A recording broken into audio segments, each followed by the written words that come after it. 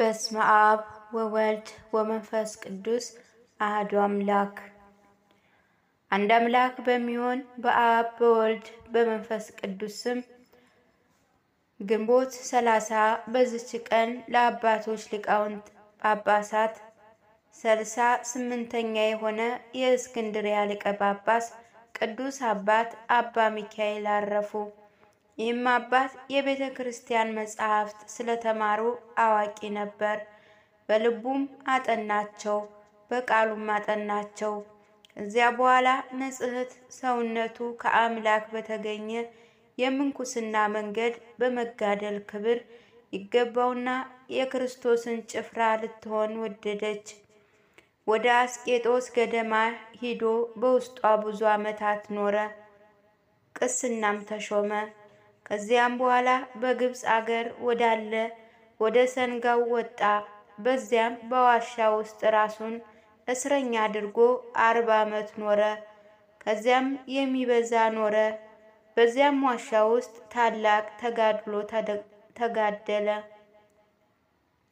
የትሩፋቱ የጽድቁና የእውቀቱ ወሬ በተሰማ ጊዜ በእስክንድርያ አገር ሊቀ ጳጳስና ይሾሙት ዘንድ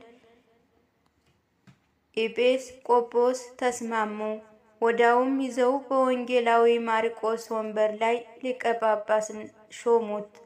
በተሾመ ጊዜ በጎ አካሄድ ሄደ። የዛን ዓለም ጥሪ ሁሉ ንቆ ተወ። ከሚገባውም ከሚያመጡለትም ገጸ በረከት 1 ዲናርም ወይም አላዳ ጥረትን አድርጎ አላኖረም።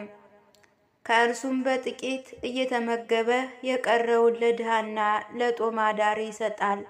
ለአብያተ ክርስቲያንም ለንዋየ ቅድሳን ለቅዱሳት መጻሕፍት መግዣ ያደርገዋል።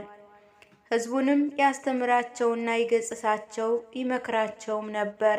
አንድ ጊዜ ከመጻሕፍት አንድ ጊዜም ከቃሉ መልካም አገልግሎትንም በፈጸመ ጊዜ ክብር ይገባውና ጌታችን ከዚህ ዓለም ድካም ሊያሳርፈው የሕይወትንም አክሊል በመንግሥተ ሰማያት ሊሰጠው ወዶ የአንዲት ቀንና የአንዲት ሌሊት ሕመም በላይዋ መጣ።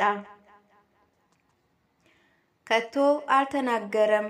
በሚሞትበት ጊዜ ክብር ይገባውና ጌታችን አመሰገነው።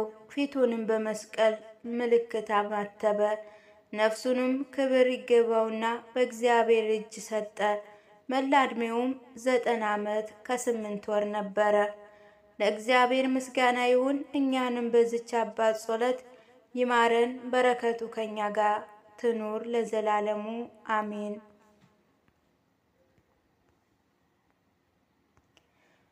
በዚች ዕለትም ከ72ቱ አርድእት አንዱ ሐዋርያው ቆሮስ አረፈ። ይህም ቅዱስ ጌታችን በሚያስተምርበት ወራት 3 ዓመት አገልግሎታል። ከእርገቱ በኋላም ሐዋርያትን አገልግሏቸዋል። ከእሳቸው ጋርም መንፈስ ቅዱስን ተቀበለ።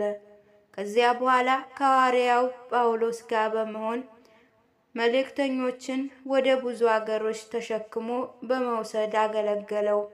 ከአይሁድና ከአሕዛብም ብዙዎቹ አስተምሮ የክርስትና ጥምቀትንም አጠመቃቸው።